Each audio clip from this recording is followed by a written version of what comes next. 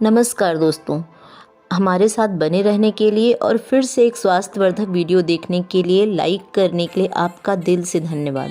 दोस्तों, आपने देखा होगा कभी कभी सोते हुए या बैठे हुए हमारी नस पर नस चढ़ जाती है और इतना तेज़ दर्द होता है कि इसके कारण से चलना फिरना भी मुश्किल हो जाता है। इसके साथ में आपने ये भी देखा होगा कि अगर हम लगातार बैठे रहते हैं तो हमारी नसों में एक ऐंठन सी होने लगती है और फिर हमें थोड़ी दूर भी चलना कठिन हो जाता है।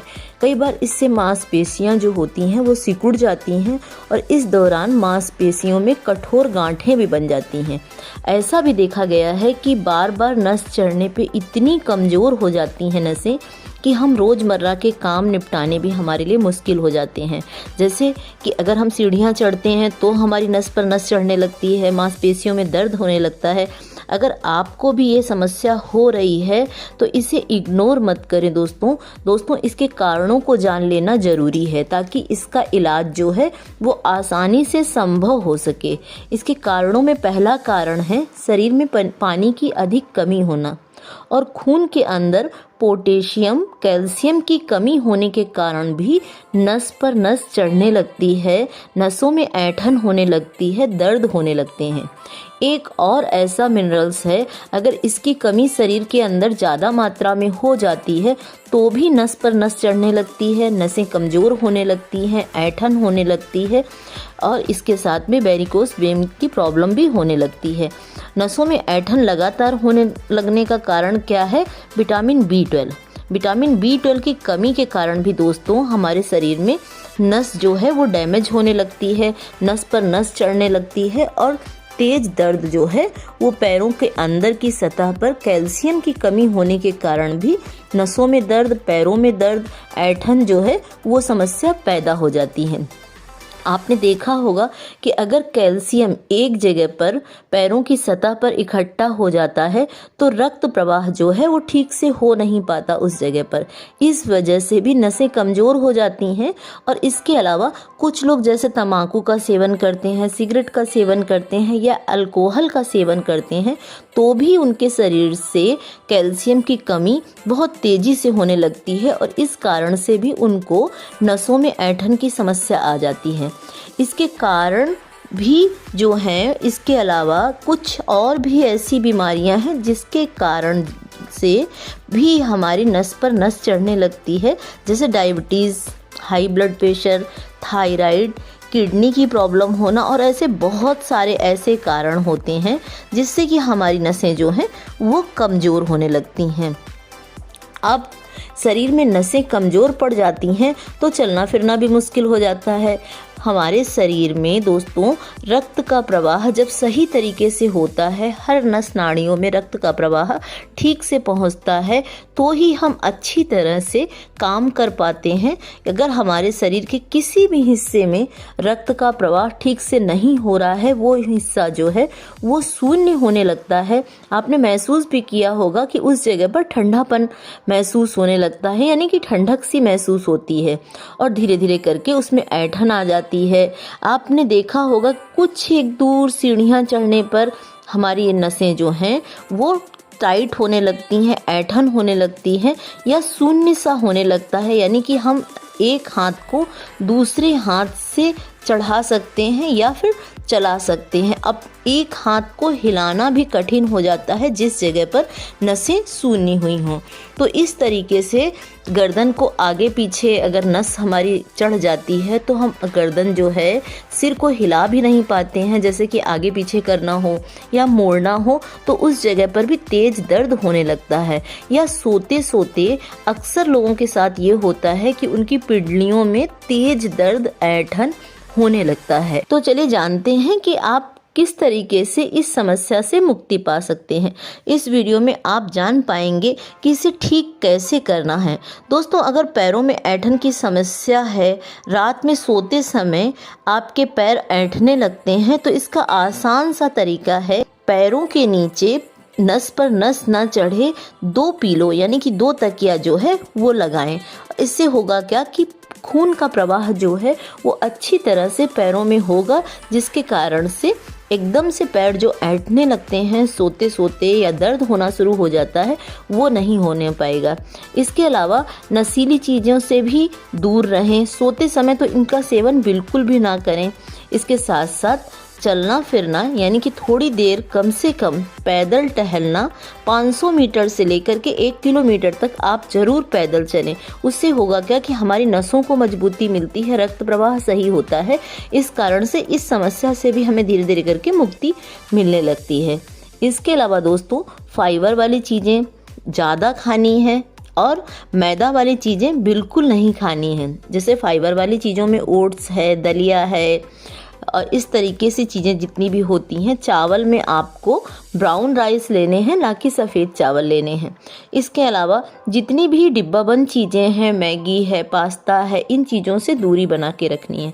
कुछ फल फाइबर वाले जैसे होते हैं पपीता, अमरूद, तरबूज, मौसमी, विटामिन सी का सेवन भी अधिक मात्रा में करना है। इसके साथ गाजर, चुकंदर, लौकी, इन चीज़ों का भी सेवन भरपूर मात्रा में करने से शरीर में रक्त प्रवाह जो होता है इनसे अच्छी तरीके से होता है और विटामिन्स, मिनरल्स की कमी भी पूरी होती है।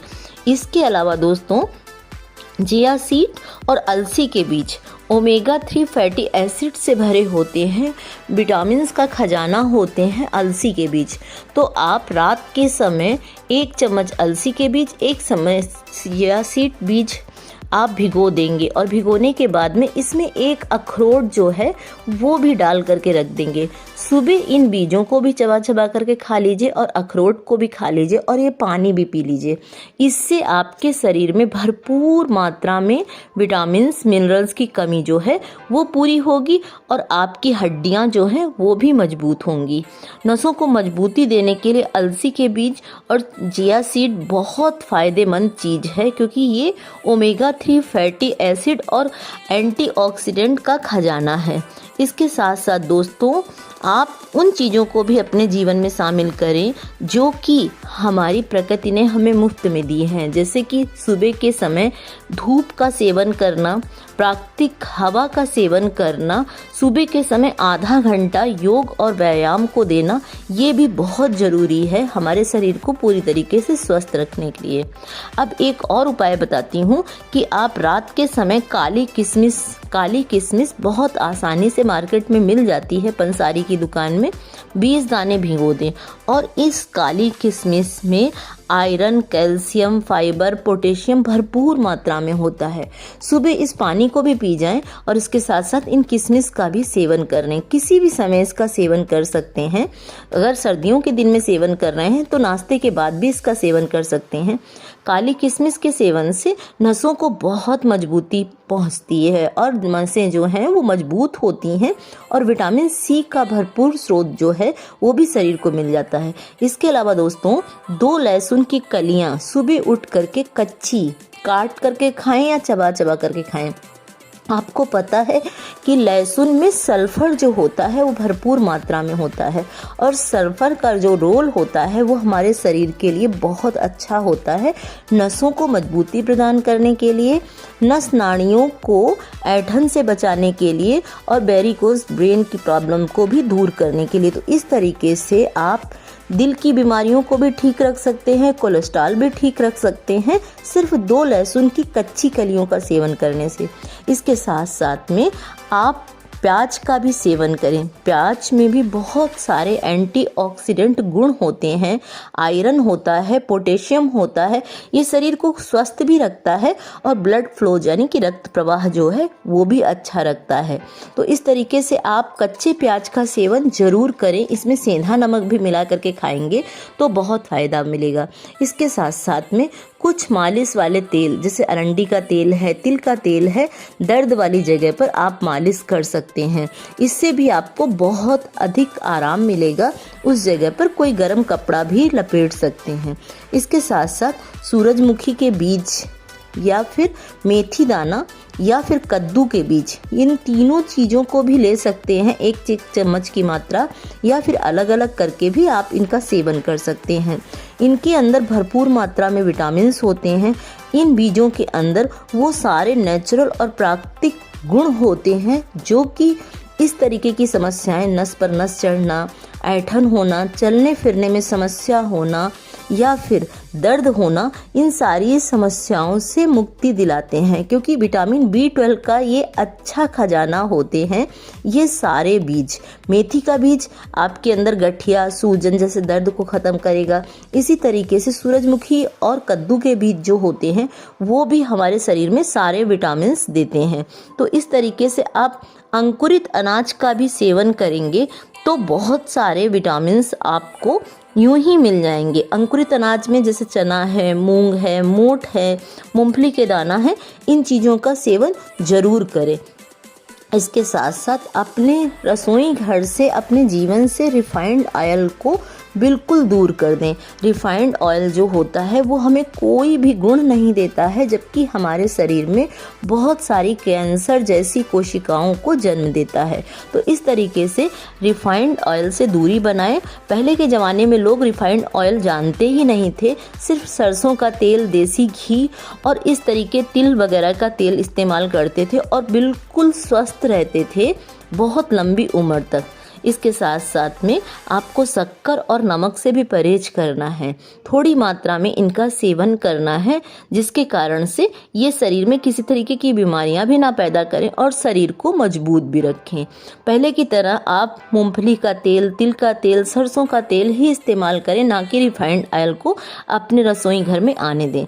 इसके अलावा योग और टहलने को ज़रूर अपने जीवन में शामिल करें, यानी कि भोजन का एक हिस्सा बना सकते हैं टहलना और योग या प्राणायाम करना। तो इस तरीके से उम्मीद करती हूँ दोस्तों कि जानकारी जो है वो आपको स्वस्थ रखने के लिए बहुत हेल्पफुल साबित होगी।